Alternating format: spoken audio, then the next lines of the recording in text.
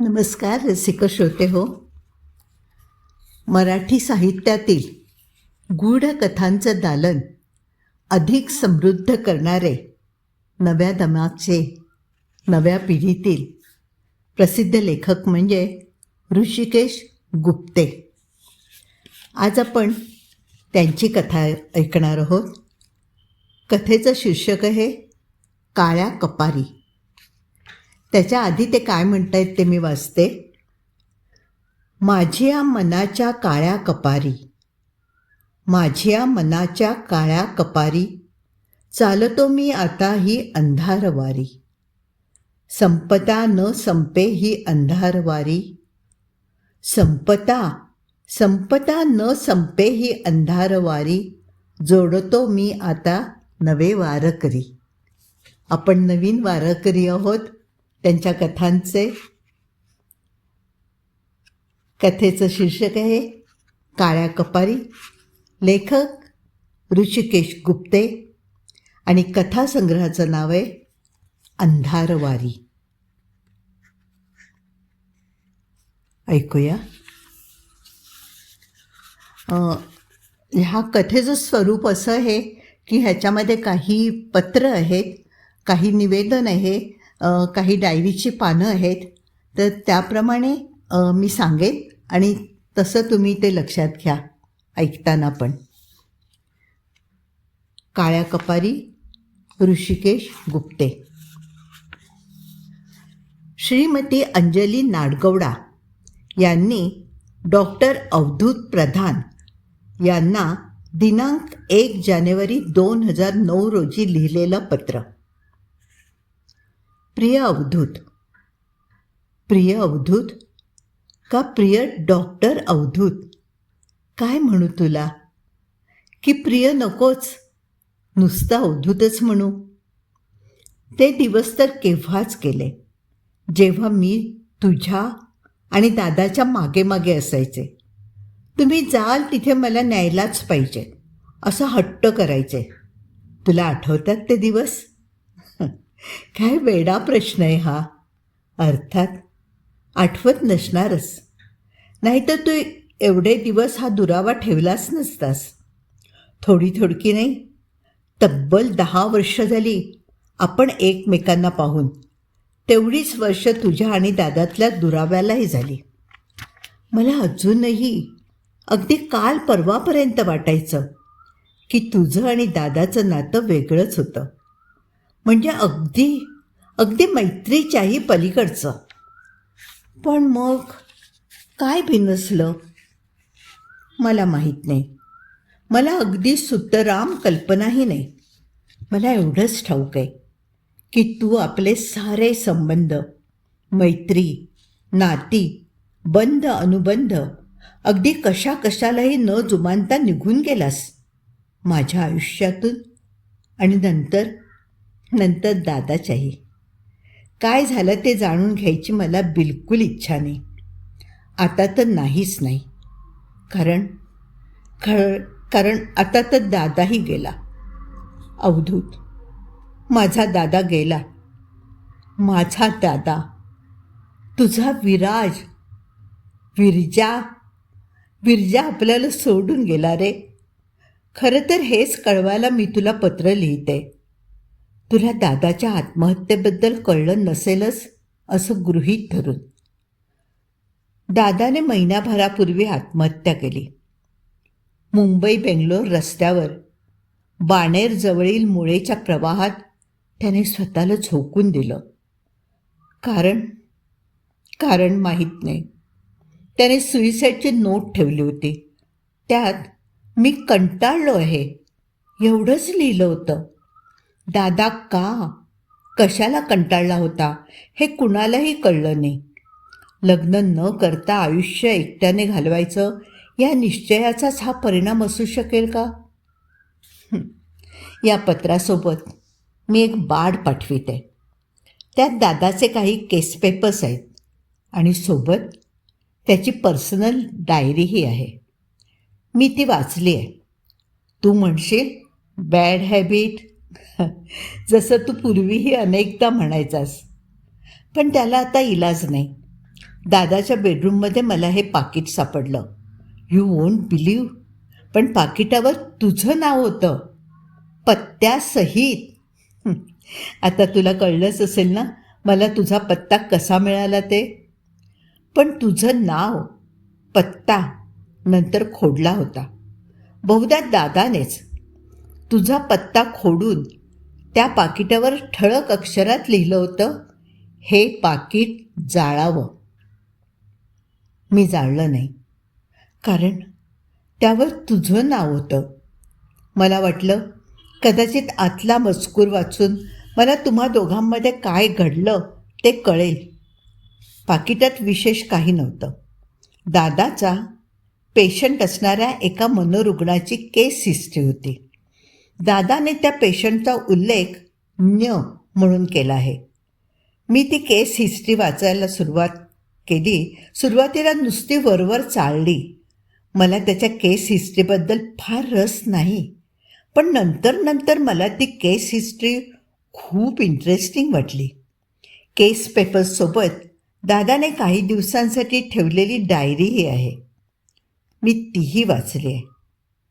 खरं तर दादाच्या या शेवटच्या लेखनातून त्याच्या आत्महत्येची काही बीजं सापडतात, नाही असं नाही. पण मला एक कळलं आहे, तुम्ही सायकियाट्रिस्ट स्वतःचं आयुष्य जेव्हा मनोरुग्णांच्या त्या काल्पनिक मनोविश्वात घालवता, तेव्हा आयुष्य तुमच्याकडून काही ना काही किंमत मागतंच. दादाचंही तेच झालं असावं. त्या कुणाज्ञच्या केसमध्ये तो एवढा गुंतला होता की त्या अनामिकाच्या मनोव्यापारांनी शेवटी दादाचं मनोविश्वही गिळून टाकलं. असो, हे अर्थात मला तुला सांगायची गरज नाही, कारण तूही शेवटी सायकियाट्रिस्टच. माझ्यापेक्षा तुला हे मनोविश्व जास्त परिचित. जेव्हा कधी वेळ मिळेल तेव्हा हे वाच.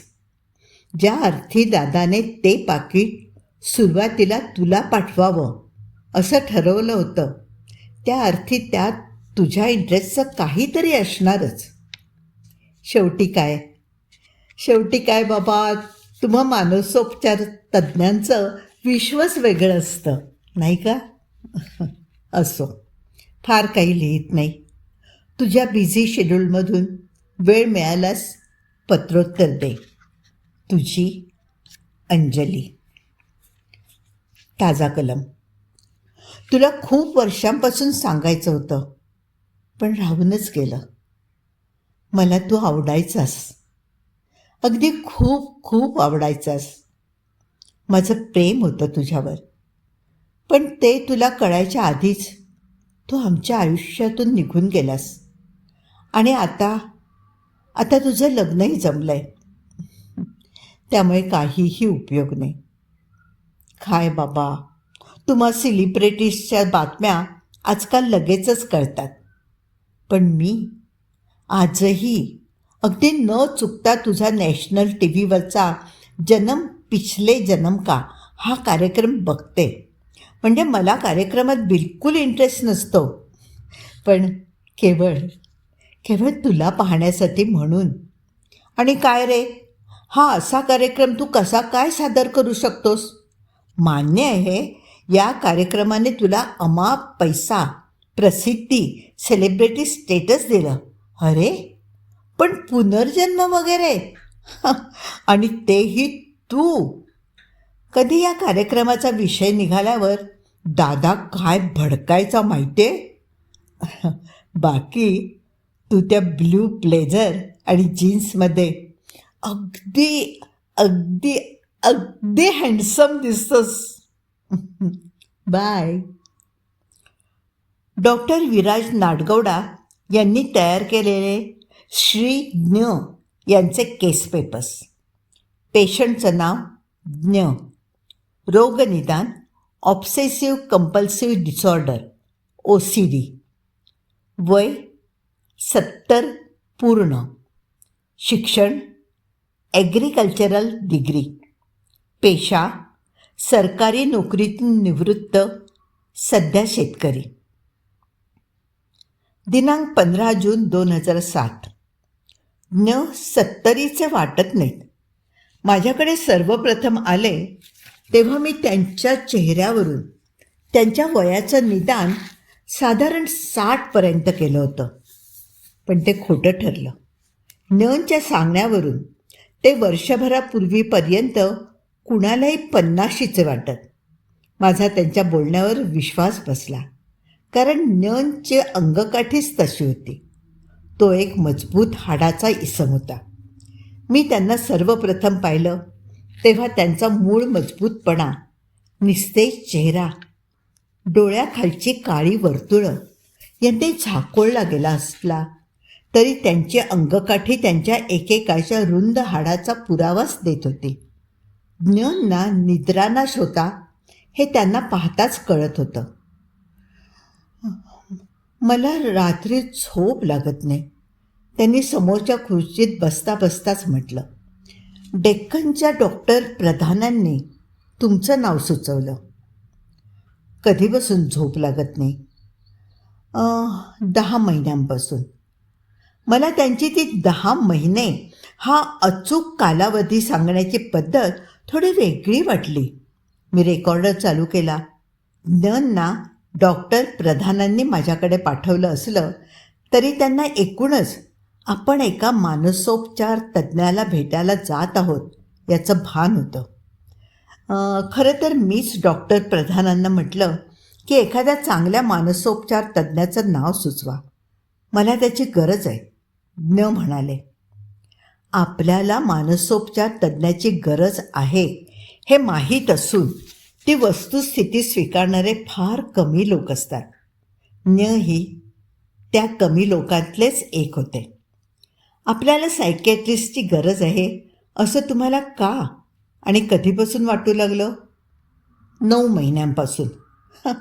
पुन्हा अगदी तीच पद्धत, अचूक काळ सांगण्याची. असं तुम्हाला का वाटू लागलं? पण माझ्या प्रश्नाला उत्तर देण्याआधीच ते उठले. माझ्या क्लिनिकच्या खिडकीत ठेवलेल्या फ्लॉवरपॉटपाशी गेले आणि त्यातली फुलं मोजू लागले. फुलं मोजता मोजता बोलू लागले.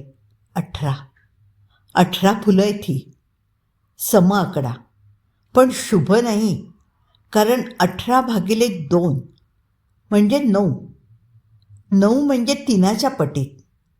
3 अगदी वाईट आकडा, पण 13पेक्षा कमी वाईट. असं म्हणत त्यांनी पॉटमधली 2 फुलं काढून शेजारच्या डस्टबिनमध्ये टाकून दिली. आता ही 16 झाली. 16च्या अर्धे 8. 2ने भागत गेल्यास शेवटी 1 येतो. 1 म्हणजे एकमेव, ज्याला काहीच भीती नाही, तो अजातशत्रू. हे सारं करताना ते एका वेगळ्याच धुंदीत माझ्याशी बोलत होते. मला आजकाल ही अशी सवय लागली आहे. जाता येता, उठता बसता वस्तू मोजायच्या. मोजल्यानंतर येणारा आकडा सम असायला हवा. विषम आल्यास वाईट. असं कधी झालंय का की वस्तू विषम भरल्या आणि तुमच्या बाबतीत काहीतरी वाईट घडलं? मी विचारलं. माझ्या बाबतीत? न क्षणभर बोलताना अडखळले. त्यांच्या चेहऱ्यावर वेदना उमटल्या. नंतर तोलून मापून बोलल्याप्रमाणे ते म्हणाले, एकतर मी वस्तूंची संख्या कधी विषम राहूच देत नाही, मी त्या सम करतो. आता तुमच्या फुलदाणीतल्या फुलांच्या बाबतीत केलं ना तसं. आणि हे सारं मी माझ्यासाठी नाही करत. मग कुणासाठी? मी विचारलं. न क्षणभर माझ्याकडे पाहतच बसले. त्यांच्या चेहऱ्यावरचे भाव झरझर बदलत होते. साऱ्या विश्वासाठी, जगरहाटीसाठी. आता कसं सांगू तुम्हाला मी डॉक्टर? म्हणजे मला कळतंय हे सगळे माझ्या मनाचे खेळ आहेत. असं प्रत्यक्षात काहीही नाही. पण बोलता बोलता ते मध्येच थांबले. मीही काहीही न बोलता शांत बसून राहिलो. त्यांना थोडा वेळ देणं आवश्यक होतं, पण ते बराच वेळ काहीही न बोलता शांतच राहिले. तेव्हा मीच म्हटलं, बोला, जे वाटतंय ते बोला, संकोचण्याचं काहीही कारण नाही. तुम्हाला या साऱ्या ब्रह्मांडाचं, सृष्टीचं कधी आश्चर्य नाही वाटलं? म्हणजे बिग बँग वगैरे राहू द्यात, पण ही सृष्टी, हे जग कसं चालतं, स्पेशली तेव्हा जेव्हा चालवणारा कुणीच नसतो, नाही वाटत तुम्हाला याचं नवल? हा एक प्रचंड कल्पनाशक्ती असणारा माणूस होता.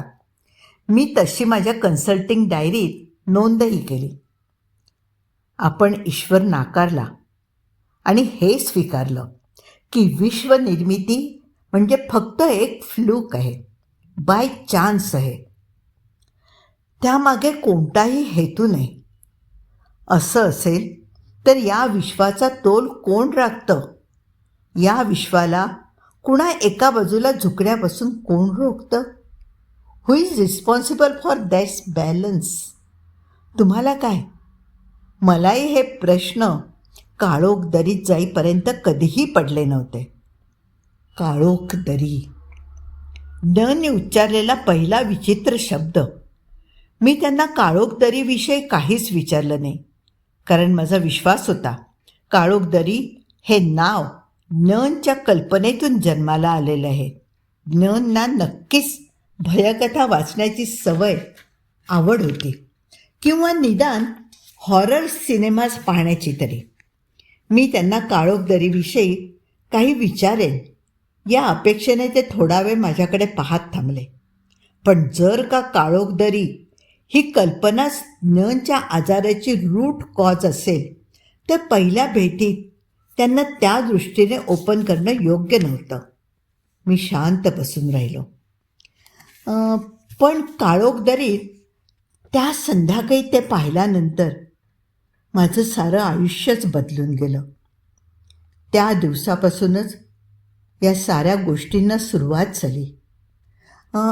या तुमच्या समविषम मोजमापाच्या सवयीबद्दल मला जरा जास्त स्पष्ट सांगा, मी म्हटलं. मला आता ही सवयच लागली आहे. येता जाता उठसूट वस्तू मोजायच्या. म्हणजे माझ्या घरात एका साच्यातल्या 10 कपबशा होत्या. 10 सम आकडा, पण 2ने भागल्यास म्हणजे अर्ध्या केल्यास 5 होतात, म्हणजे अशुभ. मग मला एक तर त्यात अजून 2ची भर घालावी लागणार होती, म्हणजे मग त्या 12 झाल्या असत्या. पण 12 म्हणजे पुन्हा 3च्या पटीत, पुन्हा अशुभ. मग मी काय केलं, त्यात 2ची भर घालण्याऐवजी त्यातल्या 2 कपबशा फोडून टाकल्या. आता राहिल्या 8, म्हणजे 2च्या पटीत. अगदी शेवटपर्यंत हा अंक अर्धा करत गेल्यास शेवटी 1 येतो, म्हणजे पुन्हा एकदा सर्वात शुभ आकडा 1. एकमेवा द्वितीय, अजातशत्रू. मला आता चे मोजमापाची पद्धती लक्षात आली होती. मी त्यांना विचारलं, पण असं आहे, हे बघा, की तुम्ही त्यात 2ची भर घालू शकत नाही म्हणून तुम्ही 2 कपबशा फोडल्या. पण त्या 2 कपबशा फोडण्याऐवजी तुम्ही त्यात 4 किंवा 6 कपबशांची भर घालू शकत होतात, म्हणजे तुम्हाला हवा होता तो सम आकडा मिळाला असता. तसं का नाही केलं? ने किंचित अस्वस्थ होत माझ्याकडे पाहिलं. तसं करून काही फायदा नव्हता, कारण हे जे बदल आहेत ते अगदी 1 किंवा 2चा फरक करूनच करावे लागतात. त्यापेक्षा जास्त संख्येने बदल केला तर तो बदल निष्प्रभ ठरतो. निष्प्रभ? पण कशाच्या बाबतीत? मी हा प्रश्न विचारताच पुन्हा एकदा त्यांच्या त्याच विचारमग्न तंद्रीत गेले. तुम्ही कधी आपले अवयव, आपले हात, पाय, डोळे यांचा विचार केलाय? म्हणजे बघा, आपल्याला हात 2, पाय 2, डोळे 2, हे या एवढ्या संख्येत का? आपल्याला हात 3 का नाहीत? आता बघा, आपल्या हातापायांना बोटं 10, 10, 20. आपल्याला दात 32, नाक 1, नाभी 1, लिंग 1. कारण काय? सृष्टी समतोल साधत असते. आपण आपले केस मोजत नाहीत म्हणून ते मोजले तरी संख्येने समज भरतील. यामागचं कारण कधी आपण विचारतो स्वतःला? कारण उघड आहे. या ना त्याद्वारे सृष्टी सतत समतोल साधत असते. आकडे आपल्या आयुष्यात खूप महत्त्वाचे आहेत. हा समविषमाचा सुष्ट दुष्टाचा संघर्ष विश्वात सतत चालू असतो. आपल्या तो ध्यानात येत नाही एवढंच. जर मी त्या दिवशी काळोख दरीत गेलो नसतो तर माझ्याही आला नसता. न थोडा वेळ थांबले आणि पुन्हा बोलू लागले. आता बघा डॉक्टर, माझं एक मन मला सांगतंय हा सारा मनाचा खेळ आहे. त्याच वेळेला माझ्या दुसऱ्या मनाचा या साऱ्या गोष्टींवर पूर्ण विश्वास आहे. या समविषमाच्या मोजमापाने माझा सारा दिनक्रम विस्कटून टाकलाय. मी विधूर माणूस. 2 मुलींची लग्न झाली आहेत. मी एकटा तळेगावच्या माझ्या फार्मवर राहतो. शेती करतो. एकटा जीव सदाशिव. पण ही सवय म्हणजे न बोलत राहिले. मीही त्यांना मध्ये थांबवलं नाही. येता जाता अगदी प्रवासातही मी निरनिराळ्या गोष्टी मोजत राहतो. आता तळेगावहून निघालो तर वाटेत दिसणाऱ्या PMT बसेस मोजत आलो. इथे पोहोचेपर्यंत त्या 13 भरल्या. अशुभ अशुभ. मग एक बस येईपर्यंत रस्त्यावरच वाट पाहत बसलो. ती यायला 15 मिनटं गेली. ती आली तेव्हा 14 झाल्या. खरं तर 14 म्हणजे काही शुभ आकडा नाही. कारण तो 13च्या जवळचा. शिवाय त्याचे अर्धे केले तर 7 येतात. म्हणजे पुन्हा विषम, पुन्हा अशुभ. पण 13पेक्षा थोडा कमी अशुभ. एकूणातच तुमच्या क्लिनिकमध्ये मी येणं ही एक अशुभ गोष्ट ठरली आहे. कुणासाठी? मी किंचित तिखट स्वरात विचारलं, ज्याचा मला लागलीच पश्चाताप झाला. शेवटी एक मनोरुग्ण होते आणि माझे पेशंटही. कुणासाठी अशुभ ठरेल ते सांगता येत नाही. कदाचित तुमच्यासाठी, कदाचित माझ्यासाठी, पण बहुत करून सृष्टीच्या समतोलासाठी. नंनी समोर ठेवलेला पाण्याचा ग्लास एका घोटात रिकामा केला आणि ते पुढे बोलू लागले. जगताना सर्वात कठीण काय असतं माहिती आहे? वास्तवाची जाणीव असणं. आता मला हे माहीत आहे की हा समविषमाचा प्रकार म्हणजे माझ्या मनात चाललेला एक छाया पडछायांचा खेळ आहे. पण सोबत माझ्या मनात हा संशयही आहेच की जर का हा छाया पडछायांचा खेळ नसून हेच वास्तव असेल तर? शेवटी वास्तव आणि कल्पना आपल्या आपणच तर ठरवतो ना. आणि तुम्हाला काय वाटतं? मी या साऱ्या प्रकारावर नियंत्रण ठेवण्याचा स्वतः काहीच प्रयत्न केला नसेल? खूप केला, खूप केला. एके दिवशी मी घरातून ठरवून निघालो की काहीही झालं तरी आज हा मोजमापाचा खेळ नाही करायचा. मी स्वतःवर खूप नियंत्रण ठेवलं. त्या दिवशी मी दिवसभर घराबाहेरच होतो. दिवसभरात अनेक रस्ते पालथे घातले, पण मी काहीही मोजलं नाही. संध्याकाळी घरी परतताना मात्र एखाद्या जुन्या नायट्याने डोकं वर काढावं तशी ती समविषमाची सवय उसळी मारून वर आली. काय तर आता मी रस्त्यावरच्या लोकांच्या पायातल्या चपला मोजत होतो. चपलाही कोणत्या? तर फक्त कोल्हापुरी बांधणीच्या. लोकांच्या पायातल्या या कोल्हापुरी चपला मोजत मी पुणे स्टेशनवरून तळेगावच्या लोकलला बसलो. लोकलमध्येही माझं लक्ष लोकांच्या पायाकडेच होतं. लोकल पुणे स्टेशनवरून सुटली. आता मी लोकल ज्या स्टेशनवर थांबत होती त्या स्टेशनवरच्या लोकांचे पाय न्याहाळत होतो. देहू रोड स्थानकाशी येईपर्यंत माझ्या 13 चपला मोजून झाल्या होत्या. मी अस्वस्थ होतो, कारण 13 हा अशुभ आकडा. मला लवकरात लवकर कोल्हापुरी चपलांचा अजून एक जोड दिसणं अत्यंत गरजेचं होतं. ट्रेन देहू रोड स्थानकावरून आता सुटली होती. प्लॅटफॉर्म वेगाने मागे पडत होता. इतक्यात मला प्लॅटफॉर्मवर एका पायात कोल्हापुरी चप्पल दिसली. मी आनंदाने उत्साहित होत खिडकीतून मागे वळून पाहिलं. त्या माणसाने कोल्हापुरी चप्पल घातली होती खरी, पण फक्त एकाच पायात. त्या माणसाला दुसरा पायच नव्हता. गाडीने देहू रोड सोडलं होतं आणि माझ्या अस्वस्थपणाने एव्हाना टोक गाठलं होतं.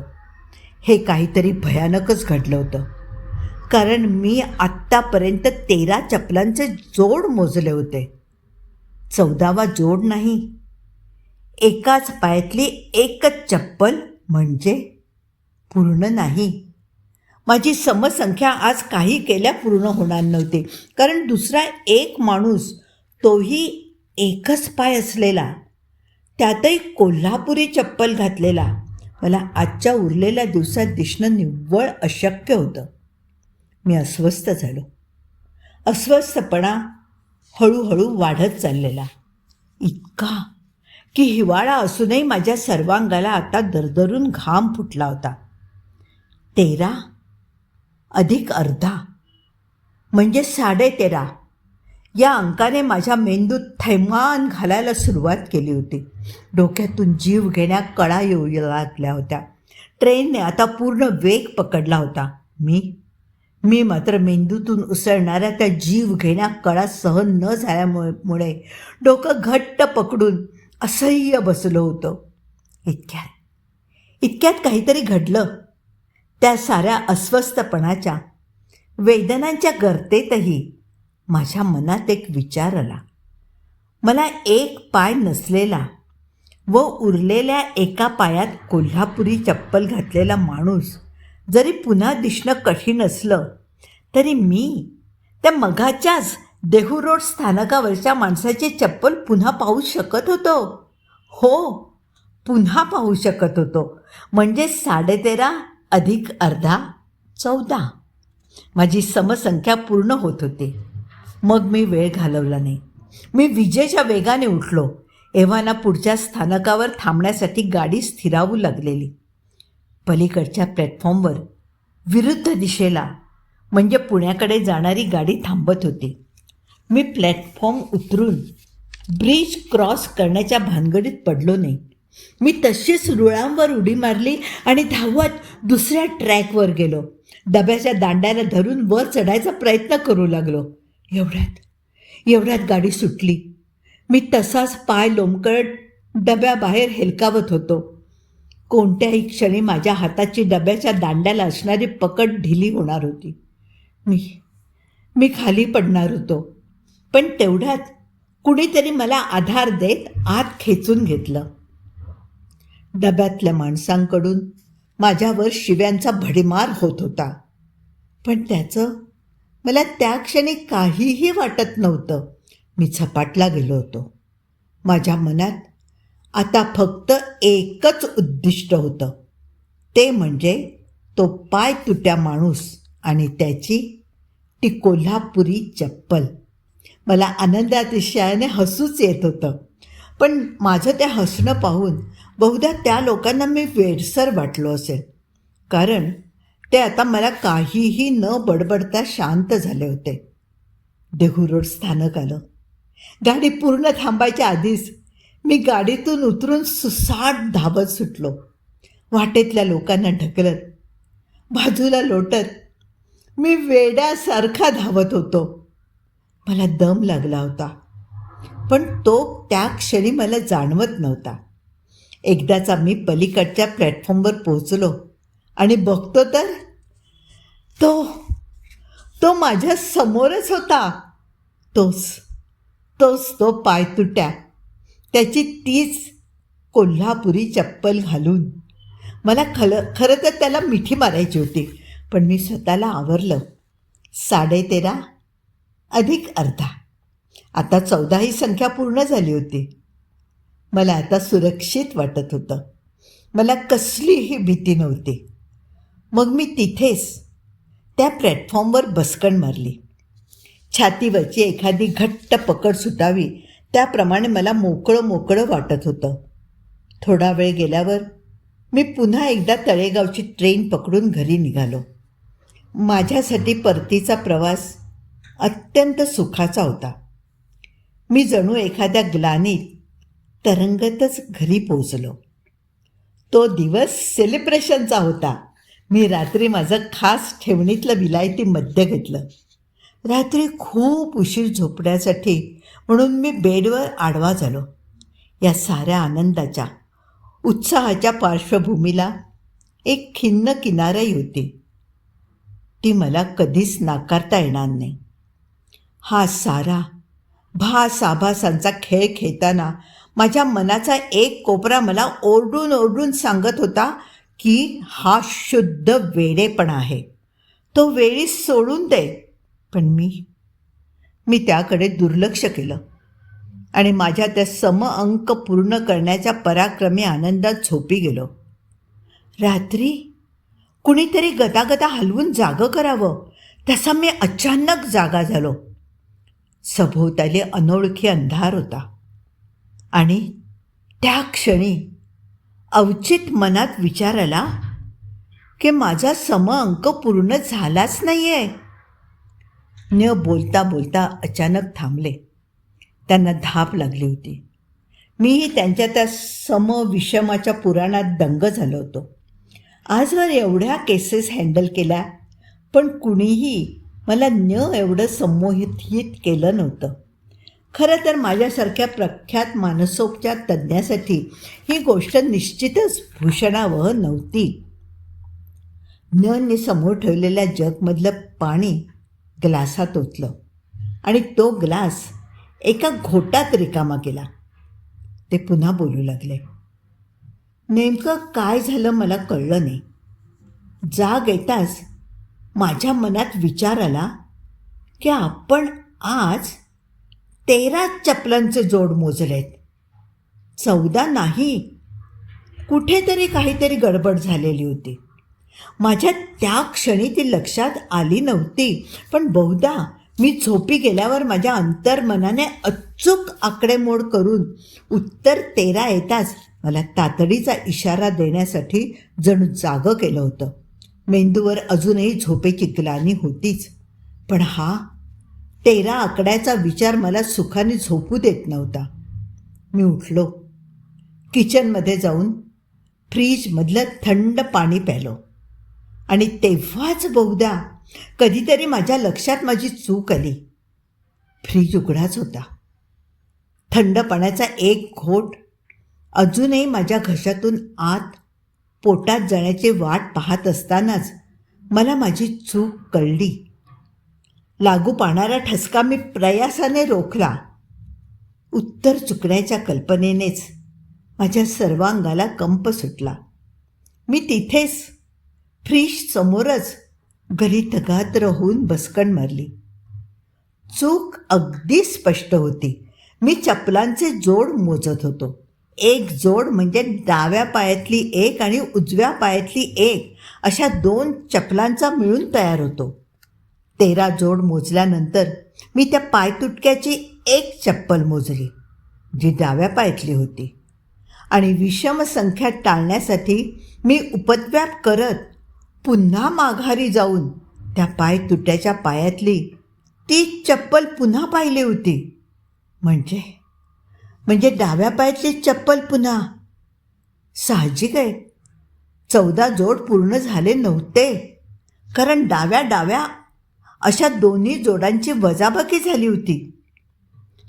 कशी, गणिताच्या कोणत्या नियमांनुसार ते मला ठाऊक नाही, पण असंच घडलं होतं.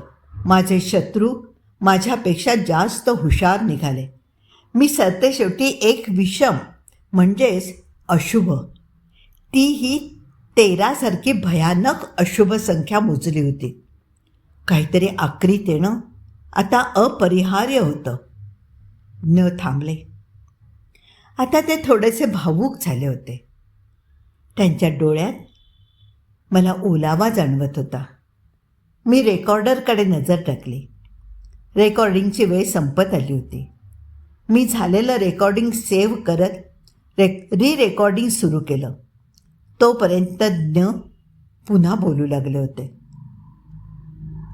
अशुभाच्या चाहुलीने मला एवढं ग्रासलं होतं की रात्रभर 2-2 मिनिटांनंतर हिवाळा असूनही माझ्या घशाला कोरड पडत होती. जीवाला स्वस्थता अशी नव्हतीच. मी इथून तिथे सतत येरझारा घालत होतो. रात्र अशीच गेली. सकाळी 7च्या सुमारास केव्हा तरी डोळा लागला, पण लगेचच खणाणणाऱ्या फोनच्या आवाजाने निर्दयपणे जागं केलं. फोन मुंबईहून होता. फोनवर बातमी होती की माझ्या थोरल्या लेकीचा 7 वर्षांचा धाकटा मुलगा स्विमिंग टँकमध्ये बुडून मरण पावला. बोलता बोलता माझ्यासमोरच ज्ञ अचानक हमसून रडू लागले. मी थोडा वेळ जाऊ दिला. त्यांना शांत केलं. मग ते स्वतःहूनच पुन्हा बोलू लागले. होणारे न चुके येई ब्रह्मा जरी आडवा. ही उक्ती साप चुकीची आहे. साप चुकीची आहे. हे पटतंय ना डॉक्टर तुम्हाला? पटतंय ना? मी मान डोलावली. भविष्य स्थिर नसतं. ते सतत बदलत असतं. आपली एखादी सूक्ष्म कृतीसुद्धा नजीकच्या घटना सतत बदलवत असते. माझ्या नातवाचा मृत्यू ही गोष्ट अटळ नव्हती. बिलकुलच नव्हती. पण 14 या आकड्यापाशी आपण आलो आहोत असं समजून मी शांत चित्ताने झोपलो आणि माझ्या नजीकच्या भविष्यावर शिक्कामोर्तब झालं. दुष्ट शक्तींनी मला हातोहात गंडवलं. माझ्या किंचित गलथानपणाचा फायदा उचलत त्यांनी माझ्या नातवाचा बळी घेतला. मी उठले आणि शेजारच्या टेबलापाशी गेले. मी त्यांना अत्यंत बारकाईने न्याहाळत होतो. शेजारच्या टेबलाच्या कोपऱ्यात माझा एक पेन, पेन्सिल अशा गोष्टी ठेवण्याचा स्टँड होता. तो त्यांनी दोन्ही हातांनी काळजीपूर्वक चाचपून पाहिला. मग तो स्टँड उचलून त्यांनी टेबलाच्या मधोमध ठेवला. त्याच टेबलावर 2 पेपरवेट होते. ते उचलून त्यांनी त्या स्टँडच्या 2 बाजूला एक अशा पद्धतीने ठेवले. मग ते परतून माझ्यासमोर येऊन बसले. जगताना हे खूप गरजेचं आहे. स्वतःला सुरक्षित ठेवणं. तोल सावरणं एवढंच, किंबहुना त्यापेक्षा थोडं जास्त. आता तो पेन स्टँड एकटाच एका कोपऱ्यात उभा होता. कसलीही तमा न बाळगता. तो तुमचा प्रतिनिधी आहे. तो तशाच अवस्थेत राहिला असता तर एरवी दुष्ट शक्तींनी अगदी सहजच आणि कधीही तुम्हाला लक्ष केलं असतं. पण आता नाही. आता तो सुरक्षित आहे. टेबलाच्या मधोमध आणि दोन्ही बाजूंनी रक्षणासाठी म्हणून त्याला 2 सहाय्यकही आहेत. You are safe now. म्हणजे तुम्हाला ही सुद्धा सवय आहे तर? मी विचारलं. हो. मान खाली घालत शांतपणे म्हणाले. त्यांना हे कबूल करताना थोडी लाज वाटत होती असं मला जाणवलं. या सवयीवर बोला थोडंसं, मी विचारलं. या सवयीचा जन्मही काळोख दरीतल्या त्या अनुभवानंतरच झाला.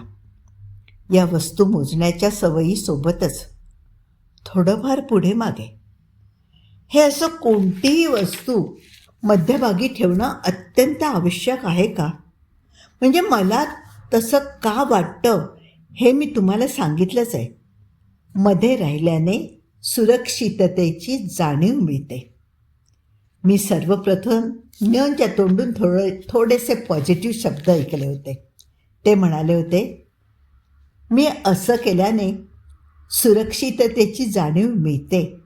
म्हणजे जे काही समाधान मिळतं ते मनाला मिळतं हे त्यांना आतून कुठून तरी ठाऊक होतं. ते नुसतं सुरक्षितता मिळते असं म्हणाले असते तर आजार थोडा जास्त डीप असता. पण पेशंटला स्वतःला अगदी अंशभर का होईना ते आपल्या मनाचे खेळ आहेत हे माहीत असणं ही एक अत्यंत पॉझिटिव्ह गोष्ट होती. मी घरी एकटाच असतो. जेवण करायला, धुण्या भांड्यांना घरी एक बाई येते. ती रोज घराची ठेवण बदलून जाते. संध्याकाळी घर पुन्हा जसंच्या तसं करणं हे एकच काम मला असतं. म्हणजे भांडाळ्यात लावलेली भांडी पुन्हा एकदा मला हवी तशी मधोमध आणि सुरक्षित लावणं इत्यादी. पण हे एकच काम रोज रोज करण्यापेक्षा तुम्ही स्वतःच त्या बाईला विशिष्ट पद्धतीनेच भांडी लावत जा असं का नाही सांगत? म्हणजे तुम्हाला हवी तशी मधोमध सुरक्षित. माझा हा प्रश्न अत्यंत नाजूक होता. या प्रश्नावर थोड्याफार प्रमाणात ज्ञानचा क्युअरही अवलंबून होता. ते तिने करून उपयोग नाही. आपला हा संघर्ष दुष्ट शक्तींसोबत आहे. ती कदाचित एखादा दिवस तसं करायला विसरली तर आणि त्या संघर्षात ती फक्त एक प्यादं असणार आहे. तिचा वापर करून दुष्ट शक्तींनी घरभर त्यांना हवं तसे बदल केले तर ते माझ्यासाठी जास्त घातक आहे. या संघर्षात मी जोवर स्वतःहून बाहेरच्या व्यक्तींचं सहाय्य घेत नाही तोवर दुष्ट शक्तीही घेऊ शकत नाही. हा सृष्टीचा नियमच आहे. त्यांच्या या उत्तराचा मला क्युअर स्ट्रॅटेजी ठरवण्याच्या दृष्टीने काही उपयोग झाला नाही. उलट मी जास्तच गोंधळलो. बहुधा त्यांच्या त्या काळोखदरी प्रकरणातच एकूण सारी मुळं सापडणार होती. पण ती हकीकत मी पुढच्या सेशनसाठी राखून ठेवली. पेशंटला हळूहळू रिलॅक्स करणं आवश्यक होतं. मग मी नंना म्हटलं, आता मी तुम्हाला काही प्रश्न विचारेन. त्याची तुम्ही अगदी चटकन विचार न करता उत्तरं द्यायची. कदाचित ते प्रश्न नसतील. मी नुसते तोंडातून शब्द उच्चारेन. तुम्ही तो शब्द ऐकताच काहीतरी प्रतिसाद द्यायचा. काहीही. जो विचार तुमच्या मनात त्या क्षणी येईल तो. जर का मी जास्वंद म्हणालो, म्हणजे समजा जर का मी जास्वंद म्हणालो तर तुम्ही लाल, रक्त, फूल अगदी काहीही म्हणू शकता. कळलं? ज्ञाननी मान डोलवली. मी प्रश्न विचारायला सुरुवात केली. निद्रानाश केव्हापासून जडला? अगदी अचूक सांगा. माझा नातू गेला त्या दिवसापासून. म्हणजे 13 चपलांचे जोड मोजले तेव्हापासून. हे सारे आपल्या मनाचे खेळ आहेत असं दिवसातून किती वेळा वाटतं? सतत. दिवसभरात साधारण किती वेळा वस्तू मोजता? कधी 100 वेळा, कधी 1-2दा. आणि वस्तू हाताळण्याचे प्रमाण, वस्तू मध्यभागी सुरक्षित ठेवण्याचं प्रमाण, रोज किमान 5 वेळा. पत्नी जाऊन किती काळ झाला? 5 वर्ष. त्यांची आठवण येते? क्वचित. साप. मी अचानक प्रश्न विचारणं थांबवत नुसता शब्द उच्चारला. क्षणभर गांगरले, पण लागलीच स्वतःला सावरत उत्तरले, दुष्ट शक्तींचं वाहन. देव. कोरी पाटी. अंधार. उद्या. रक्त. सूप. आग. आधार. गुहा. अंधार. वर्तुळ. आणि अचानक किंचाळले. एवढ्या जोरात की मी जागीच हादरलो. त्यांचा चेहरा वाकडा झाला होता. डोळे खोबरीतून बाहेर येतील इतपत वटारले होते. नजर शून्यवत झाली होती. काळोख दरी, काळोख दरी, वर्तुळ, वर्तुळ असं काहीसच ते अस्पष्टसं पुटपुटत होते. त्यांना धापही लागली होती. कदाचित काळोख दरी ही ज्ञानच्या मनाची निर्मिती नसून खरोखरच एखादं ठिकाण असू शकत होतं. कदाचित ज्ञानच्या काही खूपच भीतीदायक किंवा तत्सम आठवणी त्या ठिकाणाशी जोडल्या गेल्या असाव्यात. त्या क्षणीच्या ज्ञानच्या चेहऱ्यावरून तरी तसंच वाटत होतं. पण पहिल्याच बैठकीत त्यांच्याशी त्या विषयाबद्दल बोलणं योग्य नव्हतं. मला तो प्रसंग जाणून घेण्याची उत्सुकता होती, पण मी ती थोपवली आणि सेशन तिथेच थांबवायचं ठरवलं. थोड्या वेळाने भानावर आले आणि पुटपुटल्याप्रमाणे मला सॉरी म्हणाले. मग मी विषय फार ताणला नाही. ठीक आहे, मी म्हणालो. आता तुम्ही जा. पुढच्या आठवड्यात याच दिवशी याच वेळी या. आपण नेक्स्ट सेशनमध्ये तुमचा तो काळोख दरीतला अनुभव ऐकूया. ज्ञानने निमूट मान डोलावली. मी काही गोळ्या लिहून देतो. त्या ठरलेल्या वेळी घ्या, म्हणजे झोप चांगली लागेल. मी प्रिस्क्रिप्शन खरडत म्हणालो. गोळ्या लिहून देताना 16, 32, 48 अशा संख्येने द्या हं, विनवणीच्या स्वरात म्हणाले. मी लिहिता लिहिता डोकं वर करून पाहिलं. दयनीय दिसत होते. मला त्यांची दयाही आली. माझ्यासमोर एक असा माणूस उभा होता ज्याला स्वतःच्या विचित्र वेडसर वागणुकीची पूर्ण कल्पना होती, पण त्याला त्याचा काहीच इलाज नव्हता. मला अशा रुग्णांची नेहमीच दया येते. ज्ञानची जरा जास्तच आली. प्रिस्क्रिप्शन ज्ञानच्या हातात सोपत मी त्यांना धीर देणारी काही वाक्य बोललो. तेही निमूट मान डोलावत निघण्यासाठी म्हणून खुर्चीतून उठले. पण खुर्चीतून उठता उठता मनगटावरच्या घड्याळाकडे पाहून पुन्हा खाली बसले. मी प्रश्नार्थक नजरेने पाहताच गुळमुळीत हसत ते म्हणाले, मी तुमच्या क्लिनिकमध्ये येऊन बरोबर 61 मिनटं झाली आहेत. अजून 3 मिनटं थांबतो. म्हणजे 64 मिनटं होती. 64च्या अर्धे 32, 32च्या अर्धे 16.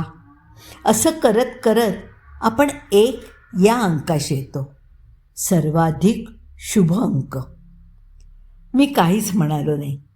थोड्या वेळाने त्यांनी घड्याळ पाहिलं आणि एकदम घाईघाईने ते माझ्या क्लिनिक बाहेर पडले. जणू त्यांना सेकंदाचा उशीरही टाळायचा होता. अशा प्रकारे पहिलं सेशन संपलं. ज्ञानची केस प्रथम दर्शनी तरी मला फार कॉम्प्लिकेटेड वाटली नाही. माइल्ड स्किझोफ्रेनिया असण्याचा मला संशय होता, पण त्यावर अजून शिक्कामोर्तब व्हायचं होतं. त्यासाठी मला त्यांची ती काळोख दरीची गोष्ट ऐकेपर्यंत थांबावं लागणार होतं. आपणही इथे थांबूया. पुढचा भाग वाचूया उद्या. नक्की ऐका. एकदा गुप्ते सरांनी जे सुरुवातीला म्हटले ते पुन्हा एकदा सांगते. माझी या मनाच्या काळ्या कपारी, चालतो मी आता ही अंधारवारी. संपता न संपे ही अंधारवारी, जोडतो मी आता नवे वार करी. उद्या भेटूया.